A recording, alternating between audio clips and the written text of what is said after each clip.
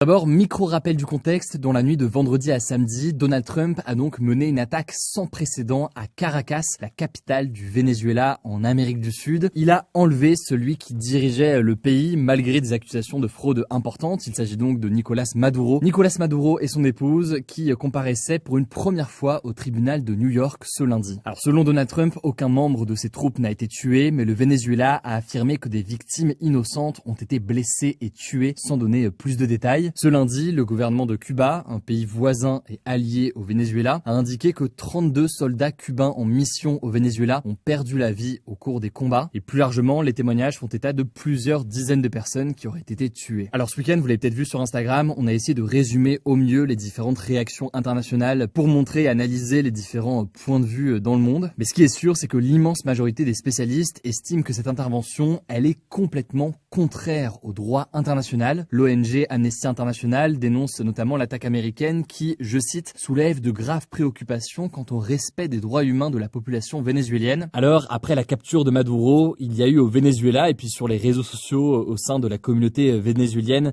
des scènes importantes de joie de ceux qui souhaitaient son départ. Il y a aussi eu en parallèle, à Caracas notamment, des manifestations pro-Maduro organisées par le parti. Mais alors, plusieurs raisons sont avancées par les États-Unis pour tenter de justifier cette attaque. Bon, déjà, comme plusieurs pays dans le monde, ils ne reconnaissent pas la réélection de Maduro à cause d'accusations de fraude électorale. Les États-Unis l'accusent aussi de diriger un réseau de trafic de drogue dont les cargaisons aboutiraient aux États-Unis. Même si, attention sur ce point, pour nuancer, beaucoup d'experts indiquent que le Venezuela n'est pas le principal exportateur de drogue vers les États-Unis. Certains pays, comme le Mexique, le sont davantage et c'est bien le Venezuela qui a été ciblé. Mais la raison, qui était déjà connue en réalité avant, ça faisait des semaines qu'on en parlait sur la chaîne, mais qui est désormais bien officielle, c'est la question du pétrole. En effet, le Venezuela possède de très importantes réserves de pétrole capables de générer beaucoup de profits. Pourtant, il faut savoir que la production de pétrole du Venezuela a largement diminué ces dernières années. Cette baisse de la production, elle a plusieurs raisons, notamment des sanctions imposées par les États-Unis depuis des années, mais aussi une mauvaise gestion et une corruption dans le pays qui a mené à des sous-investissements dans le secteur. Bref, Donald Trump souhaite relancer le pétrole au Venezuela et il souhaite évidemment que les États-Unis en tirent profit. Mais il y a un élément à analyser dans le discours de Trump. Il a mentionné le fait de vouloir, je cite, récupérer le pétrole volé aux États-Unis. Comment analyser tout cela? Eh bien, en fait, il faut savoir que pendant plusieurs décennies, les États-Unis ont, avec l'accord du Venezuela, extrait et raffiné du pétrole vénézuélien. Et en échange de cela, eh bien, le Venezuela, en fait, tirait d'importants revenus grâce aux taxes et aux redevances des compagnies américaines qui étaient présentes sur place. Or, à partir des années 70 et surtout, en fait, à partir de 2007, les gouvernements vénézuéliens ont décidé de nationaliser leur industrie pétrolière pour éviter donc de céder une part trop importante de leur richesse à des pays étrangers. Résultat, les revenus issus du pétrole ne sont donc désormais plus principalement destinés aux compagnies étrangères mais bien au Venezuela. Et tout cela a poussé des groupes pétroliers américains comme par exemple ExxonMobil à quitter le pays et à réclamer des indemnités au Venezuela en raison des investissements qu'ils estimaient avoir effectués. Bref, c'est donc sur cette question des nationalisations que les États-Unis basent leur argumentaire sur un pétrole volé,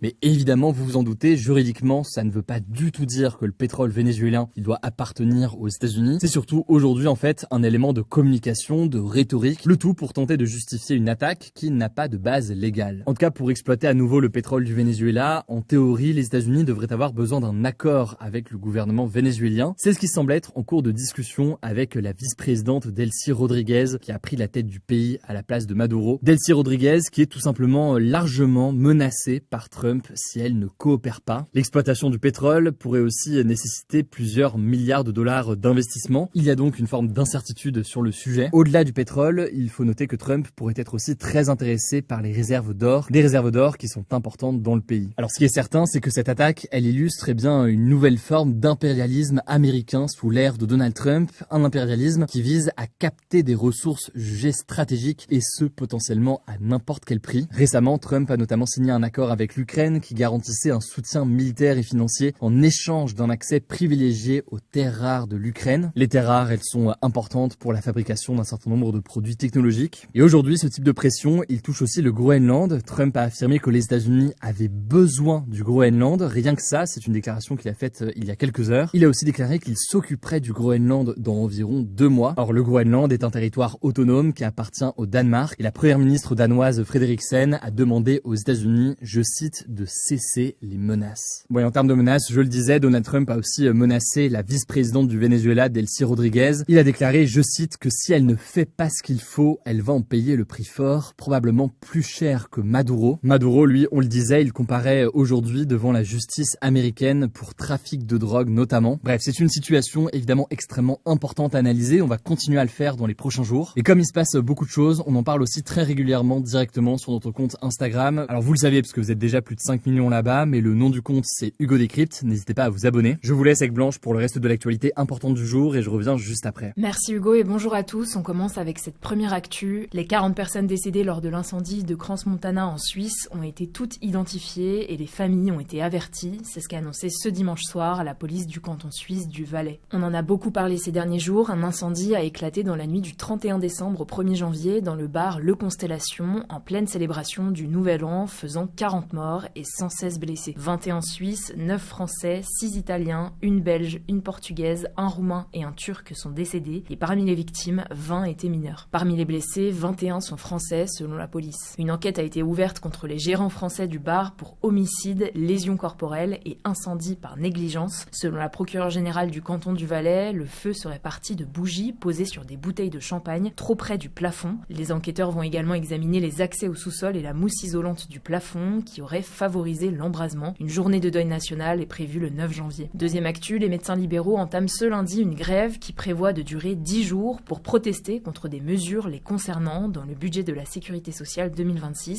Ils dénoncent un budget jugé insuffisant, le contrôle renforcé des arrêts de travail ou encore la baisse des tarifs de certains actes. Le mouvement, soutenu par les organisations professionnelles des syndicats étudiants et de jeunes médecins, devrait entraîner la fermeture de cabinets et l'annulation d'opérations. Alors les patients déjà hospitalisés seront soignés, mais les nouvelles admissions hors urgence vitale seront orientées vers l'hôpital public, déjà sous tension en raison d'épidémies hivernales. La ministre de la Santé, Stéphanie Rist, a assuré que des mesures de permanence des soins sont prévues et n'exclut pas non plus des réquisitions si nécessaire. Concrètement, certains médecins pourraient être obligés d'intervenir et de fournir des soins ou examens, même s'ils ne sont pas volontaires. 85% des adhérents de la Confédération des syndicats médicaux français comptent faire grève. Du côté des médecins de ville, plus de 14 500 se sont déjà déclarés grévistes via une plateforme. Une manifestation est prévue à Paris le 10 janvier, on suivra ça. Troisième actu, la France et le Royaume-Uni ont attaqué ce samedi un site souterrain en Syrie, soupçonné d'être utilisé par le groupe État islamique. C'est ce qu'a annoncé le ministère britannique de la Défense. Aucun mort n'a été signalé par les autorités. Cette frappe aérienne a eu lieu dans les montagnes au nord de l'ancienne cité de Palmyre, dans le centre du pays. L'installation ciblée aurait été probablement utilisée pour stocker des armes et des explosifs, selon le ministère britannique. Une évaluation est en cours, mais les premières indications ont confirmé le succès de cette frappe. Pendant la guerre en Syrie, déclenchée en 2011, l'État islamique avait pris le contrôle de vastes territoires, dont la ville de Palmyre, donc avant sa défaite en 2019. Cependant, certains combattants restent actifs dans le désert syrien. Fin décembre, les États-Unis avaient déjà frappé des bastions du groupe, tuant